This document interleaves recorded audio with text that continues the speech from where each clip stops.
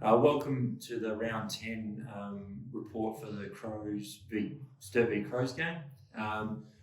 Final score, Sturt 12-8-80 to Adelaide 14-6-90, so 10-point loss. It was a game of probably one quarter. The second quarter weren't good enough. We started the game really well and then fell away in our, defensive pressure, and then also, our ability to move the ball as we had in the first quarter. And we probably got some shots late in the quarter and then kicked 3 points. So, disappointing quarter, because after that I thought we played pretty well. And again, 15 to 20 minutes of footy has cost us the game of footy. So, disappointing from the group. Again, a lot of learnings Monday night at the review. But again, as I said to the boys, we can't keep having this situation where one quarter or 20 or 25 minutes of footy costs us a game, because we are playing some good football, but we're also having some really poor moments in those games or periods in the game which are costing us. So another learning experience for the young group, but disappointing and starting to become a thing that we need to get on top of and to get a win. So sorry, I'll open this up. Goal kickers, Josh Shone kicked 3, which was good. He's been hitting the scoreboard and looking dangerous up forward. Jack Penfold kicked 2, which is good to see Jack coming in last week, or the last game against North Adelaide. He kicked 2 and played a really good role up forward. And those two players have played some really good footy. And then again, down back, Rory Ullman and Luke Edmonds were really good down back in really good key defensive roles against some really good players in Frampton and Wright. Thought they did really well.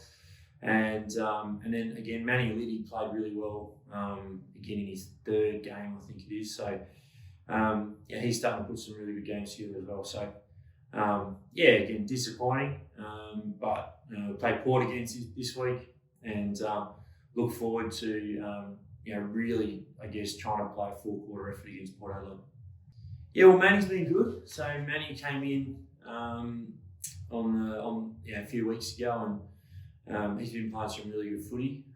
As I said, Jack Penfold, got that opportunity after Zane retired. So he's been good the last 2 weeks, and kicked 2 goals on the weekend. So I guess that those 2 players have sort of filled, a little bit of the void from those 2 players. Ash, I don't think we're going to be able to replace.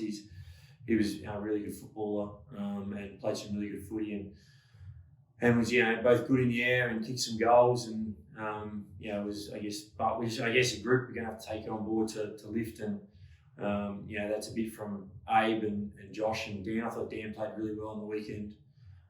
He gave us a focal point up forward. Jordan Hurley's back in the team. Still got Mark Evans to come back in as well. So I think we could sort of fill the void from not just one person but a few. It's hard to replace those players. It's a frustrating period at the moment.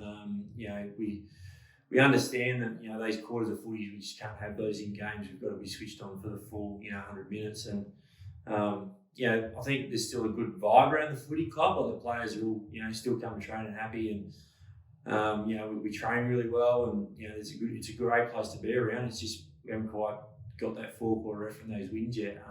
But I think that chatting to a few of the leaders the other day, they're still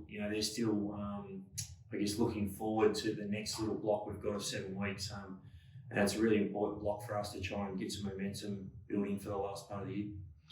No, I think that most of the players know it. It's the confidence to execute it for longer and in tight situations. Being a bit more, we chatted about it last night, but being able to switch the ball and take the game on a bit more, and give our forwards an opportunity one-on-one.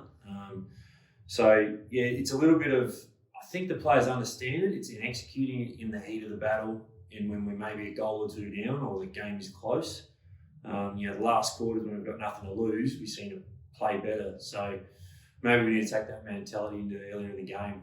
We've got nothing to lose. So, and again, it is a learning experience for me as a coach. And also just still getting to learn players. We played Abe a bit more in the midfield in the second half. Tom Mills went forward. Josh Schutt's playing a little bit of half forward now as well.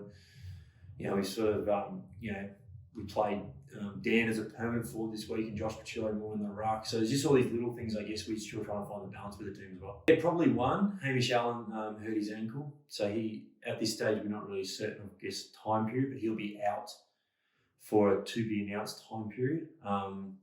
Waiting for scans and I guess him to see a doctor and find out what's going on there. But which does create an opportunity for some of the reserves players. And they had a really good win on the weekend, and it was pleasing to see a group of guys who have played some league footy, play really well. So Riley Grundy was in the best players, Joel Teely, Adam Trenorden, Lachlan Burrows has been good in the twos the last couple of weeks. So those players who have had a taste of it this year, played some really good footy and are really pushing hard. And as I keep saying to them, that you've got to keep playing well, and when your time comes, take that opportunity.